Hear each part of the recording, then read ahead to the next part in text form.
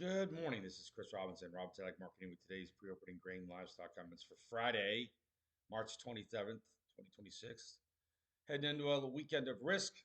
Um, First off, if you're not getting my letter, sign up for it, robinsonagmarketing.com. I had a lot of charts in there yesterday. I spent about 2.5 hours every day after the close going through multiple markets and giving uh, key levels of resistance.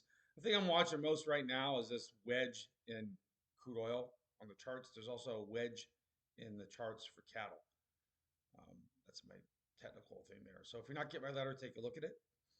And overnight, we started off a little bit lower in crude oil on the idea that the ceasefire agreement or agreement to not attack infrastructure, at least, there's no ceasefire. They're still firing at each other, but President Trump indicated he would stay away from their industrial oil production areas for another 10 days. Market thought about that and didn't care. We're trading at 96 bucks. 97.25 was the high last night. It's given the grains a good bid. You've got these corn at 97. The high of the move so far this whole mess was 98 and a half. So we did spike up there a while ago. We're back up there. A lot of people want to sell $5 corn. The contract high for D's corn 2026 goes back to November of 2023, and it's 512. Are we going to get there?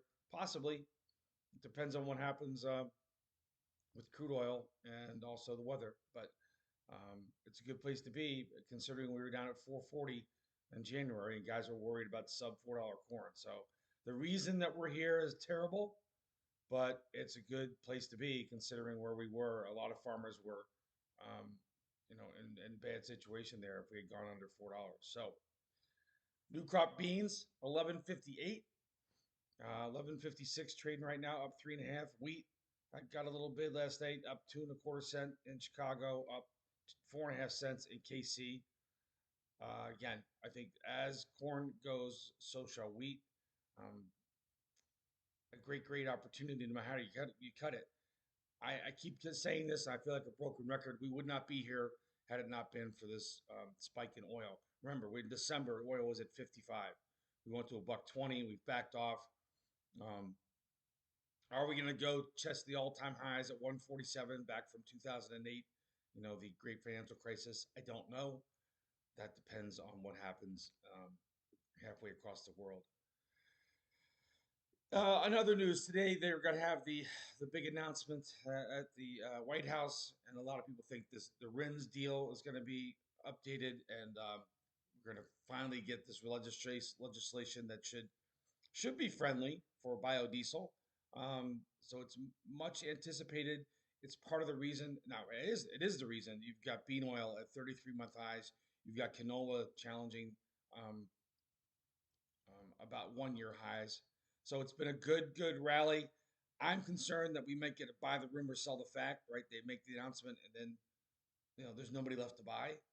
But we are bid here heading into that report. So we'll see what happens today at the White House regarding those regulations. In the outside markets, again, silver's trading right around 67. You've got crude oil, I already mentioned this morning, trading at 96, 97. In the cattle market, we're in this same wedge that we're in with the crude oil. There are some concerns about the possibility. It's been a long time since we heard about the border reopening or screwworm. So we're due for that to pop up on the worry screen again. We haven't seen a whole lot of that. We had the cash market lower, but the futures market remains in this trading range. Yesterday we finished higher across the board, up a buck in the fat cattle, up a buck 70 in the feeder cattle. Even the hogs, which had been under correction, um, managed to end the day in the green yesterday. If you look at April hogs, however, it wasn't that long ago we were at 110, dancing with 110, dancing with 100. We're dancing at 99.75, and we find ourselves down here at 90.8. So hopefully, you were able to do something on that good rally.